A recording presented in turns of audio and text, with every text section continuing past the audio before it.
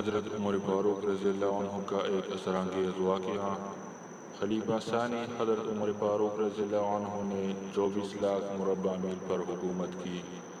راتوں کو اٹھ اٹھ کر پہرا دیتے تھے اور لوگوں کی ضرورت کا خیال رکھتے تھے۔ کہتے تھے اگر فرات کے کنارے ایک کتا بھی پیاسا مر گیا تو کل قیامت کے دن عمر رضی اللہ عنہ سے اس کے بارے میں پوچھا جائے گا۔ ایک دفعہ آپ رضی اللہ عنہ دربار کا وقت ختم ہونے کے بعد گھر آئے اور کسی کام میں لگ گئے۔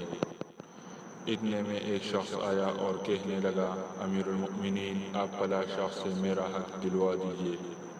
آپ کو بہت غصہ آیا اور اس شخص کو ایک زوردار تھپڑ مارا اور کہا، جب میں دربار لگاتا ہوں تو اس وقت تم اپنے معاملات لے کر آتے نہیں، اور جب میں گھر کے کام کاج میں مصروف ہوتا ہوں تو تم اپنی ضرورتوں کو لے کر آ جاتے ہو۔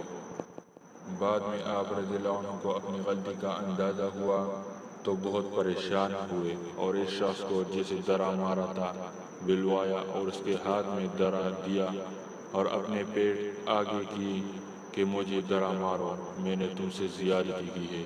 وقت کا بادشاہ 24 لاکھ مربع میل کا حکمران ایک عام آدمی سے کہہ رہا ہے، میں نے تم سے زیادتی کی، مجھے ویسے ہی سزا دو۔ اس شخص نے کہا، میں نے آپ کو معاف کیا۔ آپ رضی اللہ عنہ نے کہا، نہیں، کل قیامت کو مجھ سے پوچھا جائے گا۔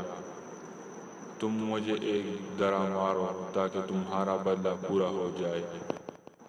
آپ رضی اللہ عنہ روتے جاتے تھے اور فرماتے، اے عمر، تو کافر تھا، ظالم تھا، بکریاں چراتا تھا، خدا نے تجھے اسلام کی دولت سے مالا مال کیا اور تجھے مسلمانوں کا خلیفہ بنایا، کیا تو اپنے رب کے احسانوں کو بھول گیا؟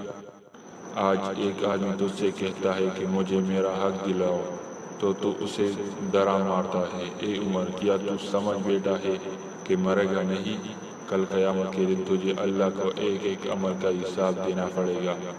حضرت عمر رضی اللہ عنہ اس بات کو دہراتے رہے اور بڑی دیر تک روتے رہے۔ اللہ ہمیں سمجھنے اور عمل کرنے کی توفیق عطا فرمائے، آمین۔